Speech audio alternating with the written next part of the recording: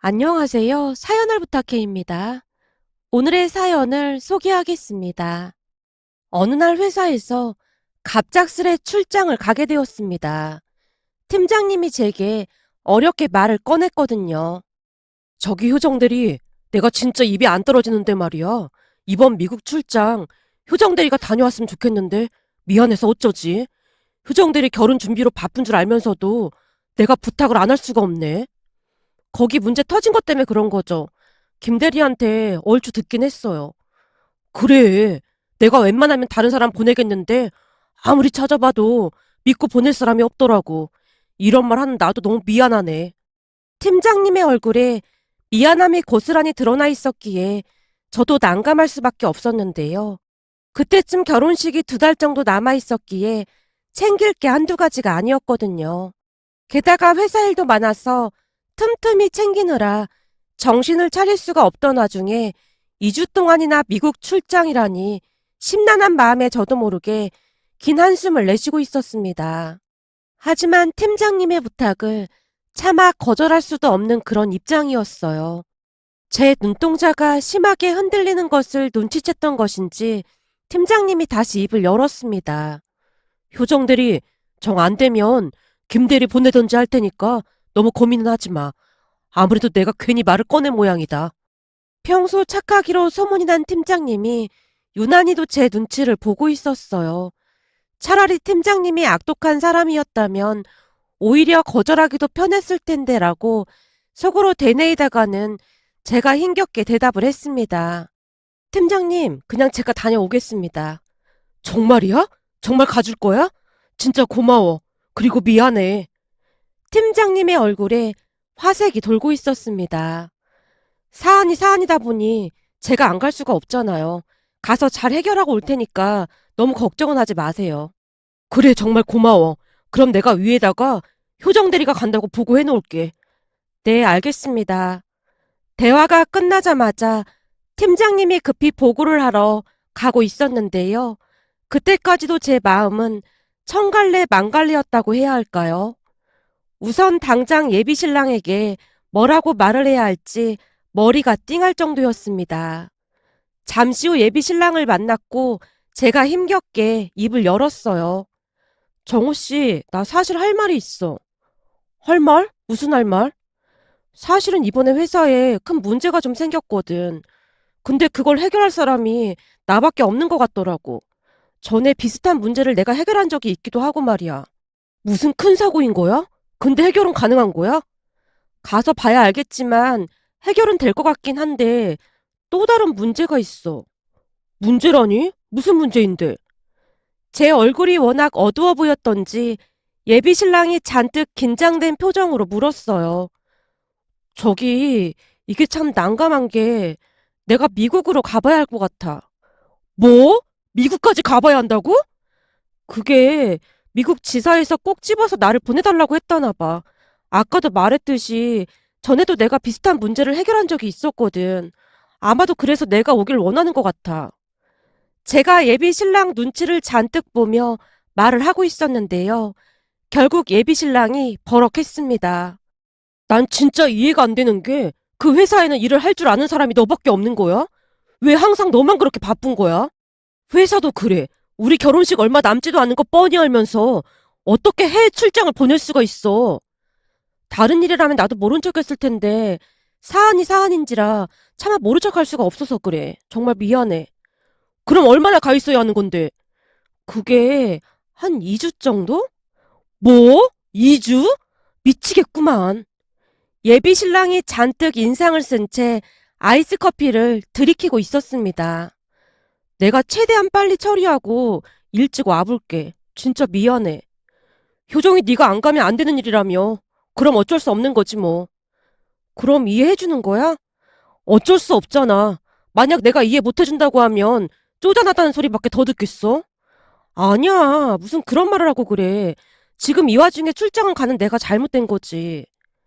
다행히도 예비 신랑이 이해를 해주는 분위기였기에 고마운 마음뿐이었습니다.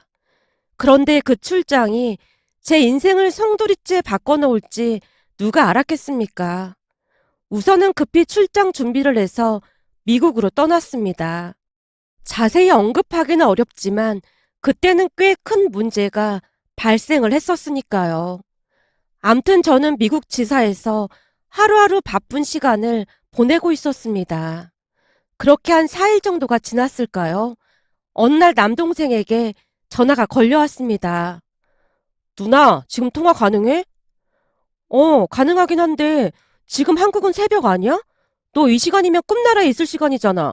근데 뜬금없이 웬 전화? 누나, 지금 농담할 때가 아니야. 혹시 매형이랑 연락은 자주 하고 있는 거야? 매형? 그냥 하루에 몇 번씩 카톡만 주고받고 있지. 내가 바쁘기도 하고 우리가 사귄 지 3년이 넘은 커플인데 시도 때도 없이 연락을 주고받고 그러진 않지. 근데 뜬금없이 그건 왜 묻는 거야? 제가 별 생각 없이 습관적으로 물었는데요. 휴대폰에서 동생의 긴 한숨 소리만 들려올 뿐 한동안 정막만이 감돌고 있었어요. 아마도 그 순간 무슨 일이 일어났다는 것을 직감했던 것 같습니다. 잠시 후 동생이 떨어지지 않는 입을 억지로 떼듯 말을 이어갔어요. 내가 웬만하면 이런 말 안 하려고 했거든? 근데 아무리 생각해봐도 이건 아닌 것 같아서 말이야. 그렇잖아. 누나가 지옥불로 들어가는 걸 그냥 보고만 있을 순 없잖아? 뭐? 그게 무슨 소리야? 내가 지옥불로 들어가다니. 제가 놀란 채 대묻던 순간 동생이 짜증스레 말을 꺼냈어요. 누나, 매형 원래 그런 사람이었어? 사람이 어떻게 그럴 수가 있어? 그게 무슨 말이야? 원래 그런 사람이라니. 둘이 사귄 지 3년이 넘었는데 누나는 진짜 모르고 있었던 거야? 아니면 이미 청첩장에 나와서 어쩔 수 없이 그냥 결혼하려고 했던 거야? 시우야, 누나가 알아들 수 있게 말을 해야지. 대체 무슨 일인데 그래? 그럼 누나는 진짜로 몰랐다는 말인 거지? 모르다니. 내가 모르긴 뭘 몰라. 그때쯤 뭔가가 심상치 않아 보였던지라 제가 다급한 목소리로 다시 묻고 있었는데요. 동생의 입에서 충격적인 말이 튀어나왔어요. 매형 여자 있는 거 진짜 몰랐어? 뭐? 여자? 여자라니 뭔 소리야? 순간 너무나 큰 충격을 받았던 나머지 제대로 이해를 하지 못했기에 오히려 제가 대묻고 있었어요. 한마디로 매형한테 누나 말고 다른 여자가 있단 말인 거지. 뭐? 여자가 있다니 말도 안 되는 소리를 하고 있어. 내 눈으로 똑똑히 봤어. 매형이 다른 사람이랑 있는 거. 그거야 회사 직원일 수도 있는 거잖아. 회식하느라 같이 있었던 것일 수도 있는 거고. 회식을 펜션에서 하나 봐. 그것도 단둘이. 뭐? 펜션? 그래. 사실 친구들이랑 제주도 여행 갔었거든. 근데 정말 다행이라고 해야 하나? 매형이 우리가 묵었던 펜션 바로 옆동에 묵고 있더라고. 그럼 혹시 그 사람도 널 본 거야? 당연하지. 조식 먹으러 내려갔는데 거기서 둘이 아주 다정하게 커피 마시면서 빵에 버터까지 발라서 먹고 있더라고. 가격이 좀 비싸도 조식 주는 곳으로 예약하자고 친구들한테 우겼었는데 다 이유가 있었다는 생각까지 들 정도야. 어이가 없었던 모양으로 동생 입에서 난데없이 조식 이야기까지 튀어나왔습니다. 동생과 통화를 하는 내내 눈앞이 깜깜해진 채 머릿속이 먹통이 되었다고 해야 할까요? 너무나 놀라서 눈물조차 나오지 않았으니까요. 제가 할 말을 잃은 채 전화기만 들고 있자 동생이 다시 말을 꺼냈어요. 누나, 난 이 결혼 절대 반대야. 그니까 잘 생각해봐. 그 사람은 뭐래? 직접 마주쳤다면서. 뭐라고 하긴 뭘 뭐라고 하겠어. 그 인간도 전혀 생각지 못했으니 커피까지 쏟고 난리도 아니었지. 그 인간이 나한테 절대로 누나한테 말하지 말아달라고 하면서 내 앞에서 무릎까지 꿇고 울고불고 난리도 아니었어. 딱 한 번 실수한 거라고 말이야. 근데 더 기가 막혔던 건 그 인간 옆에 있던 여자였는데 라며 동생이 그날 있었던 일에 대해 자세히 말을 해줬습니다. 그날 동생을 알아본 예비신랑이 놀라서 손을 벌벌 떨면서 덥석 무릎까지 꿇더랍니다. 그런데 그 순간 옆에 있던 여자가 급히 예비신랑을 일으켜 세웠다네요.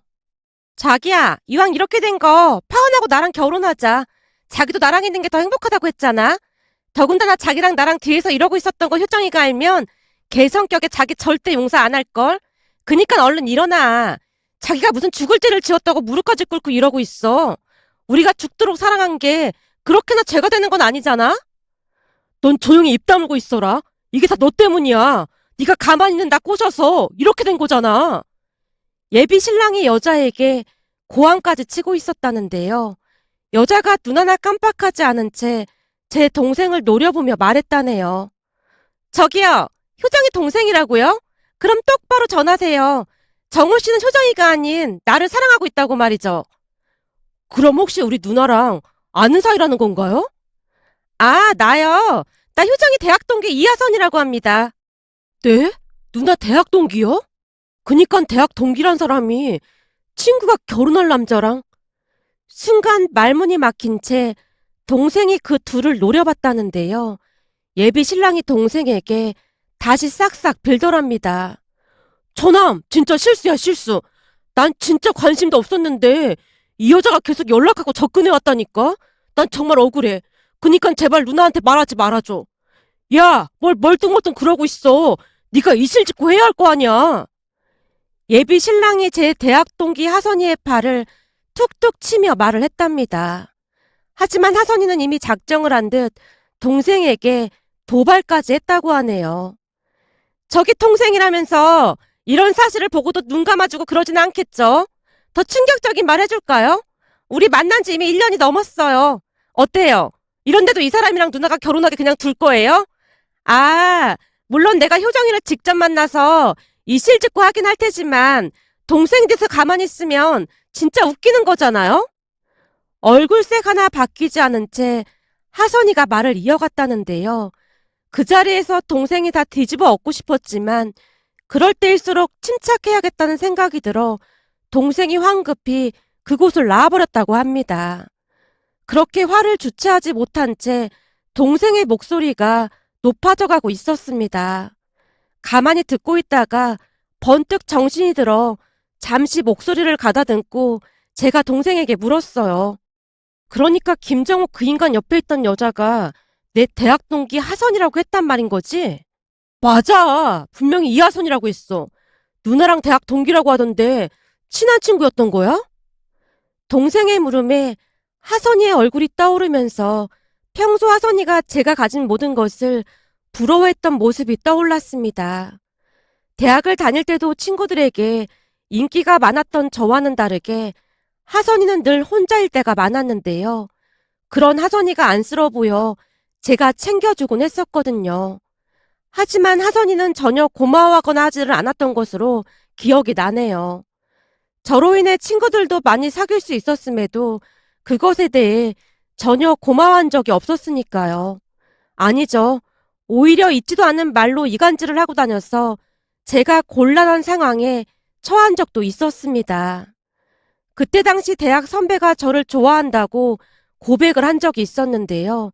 제가 좋아하는 스타일도 아니었고 무엇보다도 저는 대학 때 남자친구를 사귀고 싶은 마음이 없었어요. 선배들 이야기를 들어보면 대학 때 사귀다 헤어지게 되면 곤란한 상황이 많이 발생한다고 들었거든요.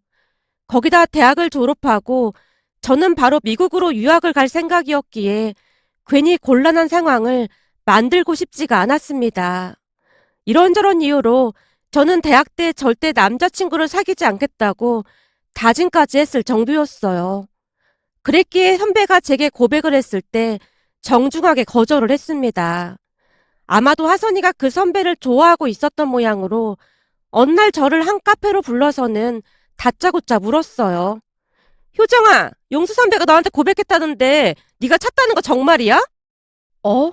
아, 그게 고백이라고 하기보다는 그냥 내가 마음에 좀 든다고 했던 것뿐이야. 그치만 난 대학 졸업하고 미국으로 유학 갈 예정이라 남자친구 사귈 여건이 안 된다고 잘 말했어. 용수 선배도 알았다고 했고 말이야. 내 주제에 누굴 차고 말고 할 것도 없잖아. 찬 게 맞네. 근데 용수 선배는 네가 왜 좋다는 건데? 그건 나도 모르겠어. 그냥 잠깐의 감정이지 않을까? 하긴 네가 워낙 나대니까 한번 꼬셔보려고 그랬던 걸 수도 있겠다. 어? 나대다니 그게 무슨 말이야? 내가 틀린 말 한 거 없잖아. 사실 나 엄청 나대잖아. 그래서 남자들이 좀 쉽게 보는 경향이 없잖아 있어. 원래가 남자들은 쉬워 보이는 여자한테 먼저 들이대기 마련이거든. 하선이가 불만 가득한 얼굴로 제게 쏘아붙이듯 말을 하고는 급한 일이 있다며 급히 어디론가 가는 듯해 보였습니다. 그런데 그 뒤 하선이가 이상한 소문을 퍼뜨리고 다녔다고 하네요. 그 바람에 선배들뿐만 아니라 동기들까지 저를 피했을 정도였으니까요. 어느 날 친한 친구 은채가 제게 물었거든요. 효정아, 그 소문 진짜야? 무슨 소문? 네가 용수 선배를 차버린 이유가 그 선배 집이 가난해서 그랬다는 소문 말이야. 뭐? 그게 무슨 소리야? 용수 선배 집이 가난하다니. 그럼 그렇지. 네가 그럴 사람이 아닌데 뭔가 이상하다 싶었어. 대체 무슨 말을 하는 거야? 지금 학교에 네가 용수 선배를 찬 이유가 가난해서 그랬던 거라고 소문이 파다해. 그래서 내가 소문의 출처에 대해 좀 알아봤는데 알고 보니 하선이 입에서 나온 말이라고 하더라고. 그 말에 기가 막힐 수밖에 없었는데요. 누가 보더라도 이간질이라는 생각밖에 들지가 않았습니다. 결국 머리끝까지 화가 난 제가 과 동기와 선배들을 불러놓고는 하선이에게 이실직고 하라고 윽박까지 질러댔는데요. 그날 하선이가 말하길 사실은 자기가 용수 선배를 마음에 들어하고 있었는데 용수 선배가 저를 좋아하고 있다는 말에 질투가 나서 그랬다고 눈물 콧물까지 흘리며 몇 번이나 미안하다는 말을 했습니다. 그렇게 하선이가 모두가 보는 앞에서 제게 무릎까지 꿇고 용서를 빌어댔기에 차마 더 이상 몰아붙일 수가 없었어요. 그때의 충격으로 인해 하선이와 서먹서먹하게 지낼 수밖에 없었고요. 그 뒤 대학을 졸업하고 저는 미국으로 유학을 떠났습니다. 친하게 지내던 몇몇 친구 빼놓고는 연락을 끊고 지내고 있었는데요. 유학을 다녀온 후 얼마나 지났을까요? 어느 날 하선이가 제 SNS를 보고는 연락을 해왔습니다. 오랜만에 만난 하선이는 예전 일을 다시 사과하며 제게 그렇게나 잘할 수가 없었어요. 저뿐만 아니라 저랑 친하게 지내던 친구들에게도 워낙 잘했기에 친구들도 서서히 마음을 열었고 같은 모임 멤버가 되었습니다. 그러면서 예비 신랑도 소개해주고 했었는데 그런 사달이 날 줄 누가 상상이나 했겠습니까? 문득 돌이켜보면 하선이가 작정하고 예비 신랑에게 접근을 했던 게 아닌가 싶었어요. 물론 그런 하선이에게 넘어간 예비 신랑도 한심하기 짝이 없었고 말이죠. 한마디로 제가 사람 보는 눈이 없어도 한참 없지 않았나 한동안 후회하고 또 후회했답니다. 그날 새벽 동생과 긴 시간 통화를 하면서 서서히 마음을 정리하고 있었던 것 같습니다. 그렇잖아요. 양다리를 걸친 상대가 모르는 사람이라고 해도 기가 막힐 노릇인데 하물며 제 대학 동창과 그랬다는 사실에 충격이 이만저만이 아니었으니까요. 사람 마음이라는 것이 참 간사했던 것이 분명히 정말 많이 사랑하고 있었음에도 한 번 마음이 돌아서니 차갑게 식어버린 채 아무런 감정도 느껴지지 않았습니다. 우선은 회사 일을 처리해야 했기에 마저 마무리를 하고 있었는데요. 그 사이 예비신랑, 아니죠. 전남친이라고 해야겠네요. 암튼 전남친이 제게 수시로 전화를 걸어왔습니다. 그 사건이 있기 전에는 시차가 맞지 않아 전화가 어렵다고 했던 인간이 언제 그랬냐는 듯이 연락을 해왔습니다. 제가 전화를 받지 않자 구구절절 문자까지 보내왔지만 나중에는 문자 메시지를 확인조차 하지 않았습니다.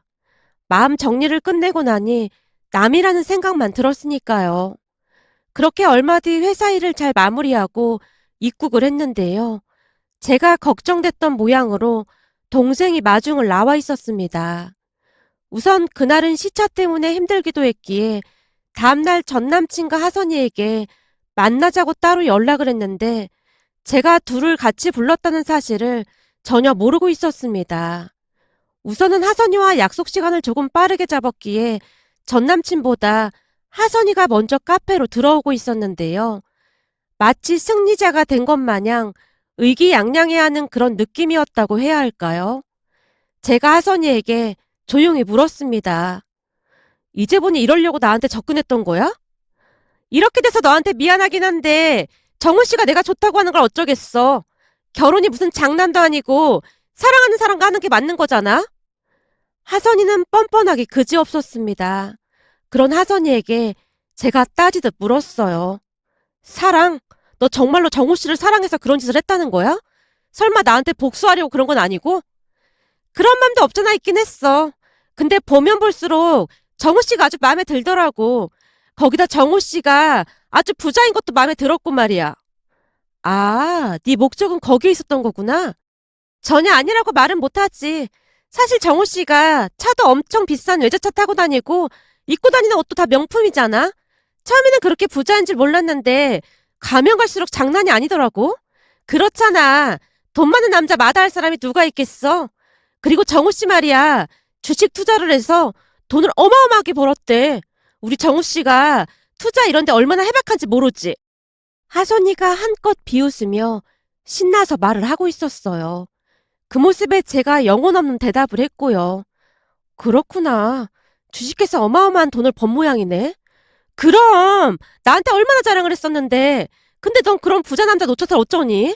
너 설마 그 돈 때문에 정우 씨 용서하거나 그러는 거 아니겠지? 순간 하선이가 의심 가득한 눈빛으로 저를 노려봤습니다. 그런 수준 낮은 행동은 너나 하는 거고 난 돈 따위에 내 인생을 팔고 싶은 생각에 추호도 없으니까 그런 생각하지도 마. 그렇긴 하지. 넌 항상 그렇게 고상한 척해서 재수가 없긴 했어. 암튼 네 말은 정우 씨랑 헤어져 준다 그런 말인 거지? 당연하지. 근데 말이야. 내가 혹시나 해서 하는 말인데 그 주식이라는 것도 팔아야 돈이 된다는 건 알고 있는 거지? 혹여나 하루아침에 폭락하고 그러면 아무 쓸모도 없다는 것 정도는 알고 있겠지? 넌 내가 그렇게 멍청해 보이니? 나도 그 정도는 알고 있지. 근데 지금도 미친 듯이 올라가고 있던데 그게 떨어질 리가 있겠냐? 왜? 너도 좀 아쉬운가 보네? 아니야. 내가 아쉬울 게 뭐가 있겠어. 난 그냥 네가 무슨 생각인지 궁금했을 뿐이야. 제 말에 하선이가 다시 비웃고 있었는데요. 그 사이 전 남친이 허겁지겁 카페 안으로 뛰어들어오다가는 하선이를 보자마자 놀란 채 외쳤어요. 네가 여기 왜 있는 거냐? 넌 진짜 낯짝도 두껍다. 정우 씨가 그렇게 발악해도 효정이가 절대 안 받아줄 거니까 나중에 낙동강 오리알 신세 안 되려면 나한테 잘해야 할걸? 저를 앞에 두고 둘이서 옥신각신 하고 있었습니다. 한마디로 둘 다 제게 미안해하는 모습조차도 없어 보였다고 해야 할까요? 하지만 곧 정신이 돌아온 모양으로 전 남친이 제게 빌어댔습니다. 효정아, 내가 잘못했어. 한 번만 용서해줘. 난 싫다고 했는데 얘가 날 계속 꼬드겼다니까. 난 이런 종류의 여자 아주 질색이야. 제발 나 좀 믿어줘. 우리 청첩장까지 다 나왔는데 설마 이대로 끝내는 건 아니겠지? 앞으로 살아갈 날이 구말리 같은데 그깟 청첩장이 문제겠어? 난 이미 맘 떠났으니까 둘이 알콩달콩 잘 살아. 내가 보니 하선이가 널 아주 끔찍히 생각하더라. 아무리 봐도 니들 둘이 진짜 잘 어울리긴 하는 것 같아. 그럼 우리 이제 두 번 다시 마주치는 일 없도록 하자. 비록 끝이 좋진 않았지만 그동안 많이 고마웠어. 라며 제가 그곳을 나오고 있었는데요. 전 남친이 저를 따라 나와서는 울며불며 난리도 아니었습니다. 하지만 제 마음은 확고했기에 바로 결혼식을 중단시킨 채 예약되어 있던 모든 것들을 다 취소했습니다. 물론 위약금이 들긴 했지만 전혀 아깝지가 않았어요. 그러던 어느 날 퇴근을 하려고 회사를 나섰는데요. 전 남친이 회사 앞에 버티고 서 있었습니다. 그 모습에 제가 조용히 말을 했어요. 무슨 일인지는 모르겠지만 행패 부리면 저기 경비 아저씨가 경찰에 신고해주기로 했어. 그러니까 웬만하면 그냥 조용히 돌아가. 알았어. 시끄럽게 안 할 테니까 잠깐만 얘기 좀 하자. 파혼은 파혼이고 우리가 그것만으로 얽혀있는 건 아니잖아? 그게 무슨 소리야? 효정아, 너 그런 사람 아니잖아. 왜 모른 척이야? 뭘 말이야. 난 대체 무슨 말 하는지 모르겠는데? 제가 어깨를 들썩이며 영문을 모르겠다는 표정을 짓고 있었는데요. 전 남친이 다급한 목소리로 말을 꺼냈어요. 효정아, 그 주식 말이야. 주식? 뭔 주식? 아니, 너 대학 다닐 때부터 주식 동아리에서 활동도 하고 그랬다고 하면서 그 해외 주식 투자해서 자산 엄청 많이 불렸다고 했잖아. 그래서 나도 그 얘기 듣고 금융 투자에 대해 한번 배워볼까 해서 너 주식 계좌로 100만 원 넣고 너가 대신 거래해줬었잖아. 그래서 그 100만 원을 달라고 이렇게 징징대는 거야? 너가 저번에 말했잖아. 그때 네가 1억을 투자해서 5억을 불렸었는데 내가 투자한 100만 원이 행운의 돈이었던 것 같다고 나한테 고맙다고 했었잖아. 그니까 한마디로 내가 한몫한 거나 마찬가지니까 수익의 반은 나눠줘야 하는 게 맞는 거잖아. 뭐? 수익의 반을 달라고? 이거 완전 미친 인간이었네. 딸랑 100만 원 투자해놓고 그게 말이나 되는 소리야? 내가 그 100만 원은 그냥 돌려줄 테니까 그걸로 깎아 사 먹고 떨어져. 아니다. 그래도 예정이 있는데 그건 좀 심한 것 같긴 하네. 그지? 효정이 네가 그렇게 독한 사람은 아니었잖아. 그니까 나한테도 좀 나눠줘. 그때 너 주식계좌에 있는 그 큰 돈 보고 어차피 결혼하면 다 내 돈이냐 마찬가지니까 그거 믿고 대출 엄청 받아서 차도 사고 이것저것 다 쓰고 다녔어. 우리 결혼 안 하면 나 파산 신청해야 되는 거 너도 알고 있잖아. 너 학교 다닐 때 산수 못했지? 계산이 안 되냐? 오늘 집에 가서 손가락 발가락 동원해서 잘 계산해봐. 난 그냥 네가 미친 소리 하는 걸로밖에 안 보이니까. 암튼 알아서 잘 수습하고 정 안 되면 개인 파산 신청하고 새로운 마음으로 열심히 잘 살아라. 근데 나도 양심의 가책이 느껴지긴 하는 것 같으니까 한 20만 원 더 얹어서 120만 원 보내줄게. 네 새로운 여친이랑 가서 맛있는 거 사 먹고 알콩달콩 잘 살아. 라며 제가 뒤를 돌아 발길을 옮기고 있었는데요. 효정아, 나 지금 심장 떨려서 죽을 것 같으니까 제발 그렇게 말하지 말아줘. 너 지금 나 때문에 화가 나서 그냥 하는 말인 거지? 그렇지? 너 그렇게 독한 사람 아니었잖아. 그러게 말이야. 내가 원래는 독한 사람이 아니었는데 어떤 인간들 때문에 엄청 독해진 거 있지. 그런 일 겪고 멀쩡하면 오히려 이상한 거 아니겠어? 참, 그리고 하선이한테는 내 주식이 네 거인 것처럼 말한 모양이더라. 그거야. 결혼하고 나면 네 돈이 내 돈이고 내 돈이 네 돈이 되니까 그냥 그렇게 말한 것뿐이야. 가만 보면 둘이 아주 천생연분인 것 같아. 결혼까지 해서 아주 잘 살길 바랄게. 그런 상황에서 그런 말들이 어떻게 나왔던 것인지는 잘 모르겠지만 저도 모르게 입에서 술술 나오고 있었습니다. 제가 말을 하면 할수록 전 남친의 얼굴이 새파랗게 질려갔는데요. 일이 심상치 않게 진행되고 있음을 직감한 전 남친이 저를 붙들고 다시 빌어댔어요. 효정아, 내가 다 잘못했어. 내가 진짜 어떻게 됐었나 봐. 네가 하라는 대로 다 할 테니까 제발 수익 일부라도 나한테 돌려줘. 내가 이렇게 부탁할게. 너도 알다시피 나 그 돈 없으면 개인 파산 신청해야 해. 지금 빚이 어마어마하단 말이야. 하지만 저는 전 남친에게 정확히 120만 원을 보내주고 완전히 끝냈습니다. 그리고 전 남친은 가지고 있던 비싼 외제차도 다 팔아야 했다는데요. 갚지 못한 빚도 어마어마해서 개인 파산 신청까지 했다고 하고요. 그 뒤 결국 하선이와 전 남친은 헤어졌다는 소문이 들려왔습니다. 그런 일을 겪고 보니 어쩌면 그날 출장을 갔던 것이 신의 한 수가 아니었을까 싶었는데요. 제가 출장을 간 틈에 두 인간들의 행각이 들통이 났었기에 감사한 마음이 들 정도였으니까요. 이번 일을 겪으며 문득 조상님이 돌본 것이 아닌가 하는 생각마저 들었답니다. 오늘의 사연은 여기까지였습니다. 즐겁게 보셨다면 구독, 좋아요 부탁드립니다. 고맙습니다.